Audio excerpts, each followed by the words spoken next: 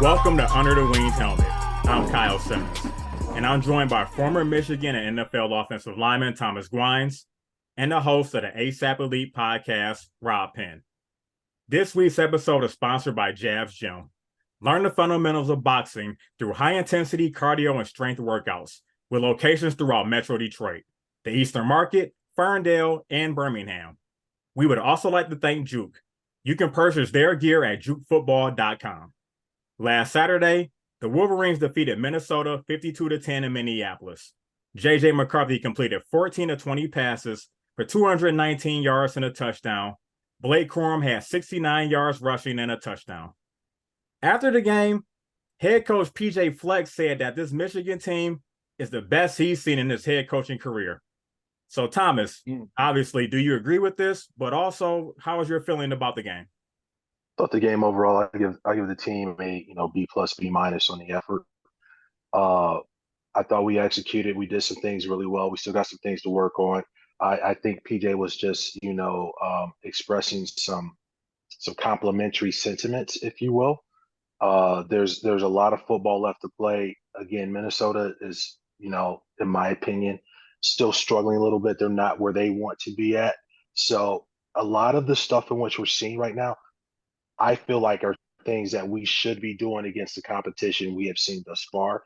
Again, not wanting to use this particular game as the litmus test as far as who we are as a team at this particular point. Still a lot of growing, still a lot of playing left to do. Interested to see. It was actually very cool to see Donovan Edwards kind of get out of his slump a little bit. They got him out into the flats, caught a couple of nice little passes, made some things happen. Again, Blake didn't have 100 yards, but he still is finding a way to find the end zone is super awesome as well. And JJ coming out the backfield with his arm and his legs is still doing some big things, showing a lot of chutzpah, as my Jewish friends would like to say, and finding his way into the end zone. So overall, like I said, a solid performance, B+, A-, still a couple of chinks we need to work out here and there. But again, solid performance. The little brown jug stays in Ann Arbor, and we got the W. Rob, what did you think of last week's game? Well, it was exactly how we thought it would be. And bringing up PJ Fleck, he listened to the show because it seems like we've heard that somewhere, especially when we're talking about that defense. But first of all, let's talk about a stat that no one really discusses, that we don't get a lot of credit for. How about one penalty for 10 yards? Excellent. Discipline football. There you go. That's what I'm talking about. This may be the best Michigan football team that we've had, at least in our lifespan. I got to say it. The defense putting up 2 clutch touchdowns, but also giving up more than 7 points, which I was kind of disappointed. They let down the whole season. What are we going to do now? The fluke play. Right, definitely that. So, yeah, fluke bomb over San Francisco. But other than that, man, iconic, legendary, like I say, generational. I think this is our year, fellas. You're using a lot of lofty words right there, Robin. And again, I would love to piggyback it. I'm just not drinking the Kool-Aid fully at this point, just based off of the level of competition in which we played. But again, I'm hoping that everything in what you're saying is correct. We run the table again, 3-time Big Ten champions, get into the playoffs, and hopefully allow us to get past that first game, whoever our opponent may be, and then really allow us to show who we really are on that national stage fully. I'm out here ripping right now, man. I went and got me some special Jim Harbaugh glasses. Put my Detroit hat on. And I went and got him a Fago. You know what I'm saying? Because I'm really into the spirit, bro.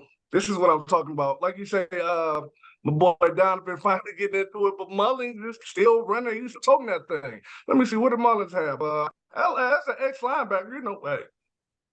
8 carries, 47 yards. It's not bad.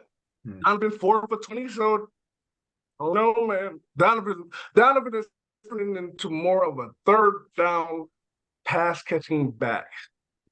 Yeah, but And let's see. There's nothing wrong with that.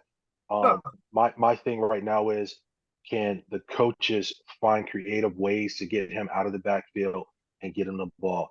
If Mullins and Blake are doing their thing in between the tackles, great.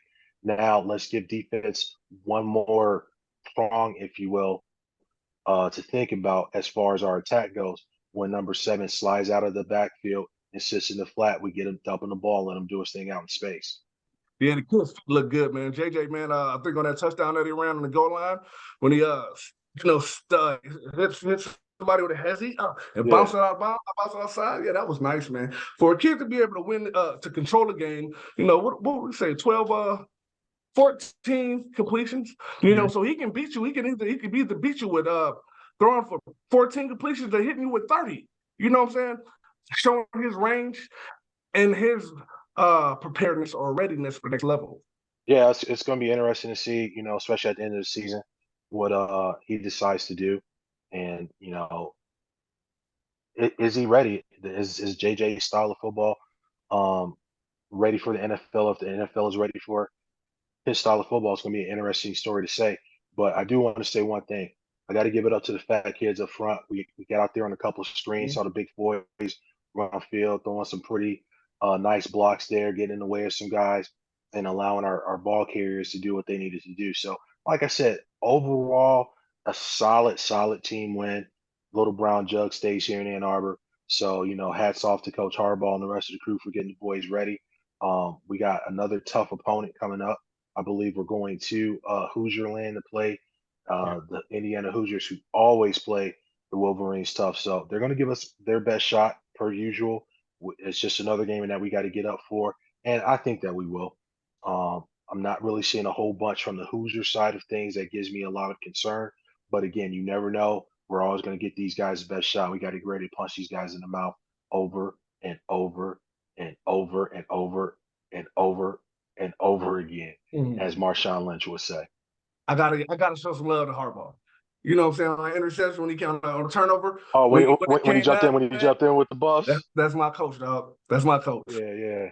And and there's something to be said when a coach can keep those proper levels between respect me as your head coach, but I'm also down enough, if you will, to kind of get in on the player shenanigans, just showing that, hey, I'm here for the boys. We're going to have a good time, but we're also going to take care of business. So to your point, I salute Coach Harbaugh.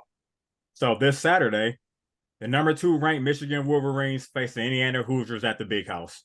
The Hoosiers are 2-3 on this season, 0-2 in the Big Ten, with their last game being a loss to Maryland. So we'll start with Thomas. We obviously are expecting to get a win this week, but what are you starting to look for as we start to get into the meat and potatoes, as you like to say, into the Big Ten season? Mm-hmm. It's just balanced football. Everybody's going to be expecting us to run. We got a highly touted offensive line, obviously, with the backs that we have, and even considering the quarterback play. So a balanced attack. They're going to stack the box against the run. Like I've always said, we're going to take the top off. Let's make sure that we're getting tight ends involved in the passing game, maybe some crossing routes. Let those guys get out there in some space, do some things. They picked up some big first downs for us, made some great plays. So continue to feed the guys the ball. And again, we're just going to take what the defense gives us offensively. Defensively, just continue to get home, play smart, sound football. Our lockdown DBs continue to lock these receivers down and let that front 7 continue to eat and get home. Continue to make quarterbacks uncomfortable, continue to make running backs frustrated, and continue to make the job of catching the ball by the wide receivers damn near impossible because you got that blanket coverage. So as long as we're doing that, like I said, I think it's going to be a solid win for the Wolverines down in Bloomington. For the Kyle, like I said, we already went down to Indiana and beat them last week. But hey, same thing, same rules apply. Come out, tenderize the ribs, execute the game plan, get ready to get into the depths of that Big Ten because it's coming. And that's all for this week's episode of Under the Wings Helmet.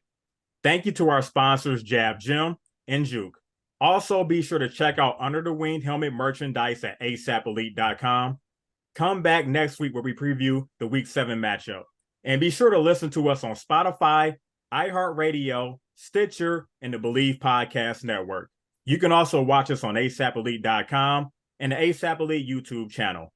For Thomas Guynes and Rob Penn, I'm Kyle Simmons. Go Blue! Oh yeah. Go Blue, baby.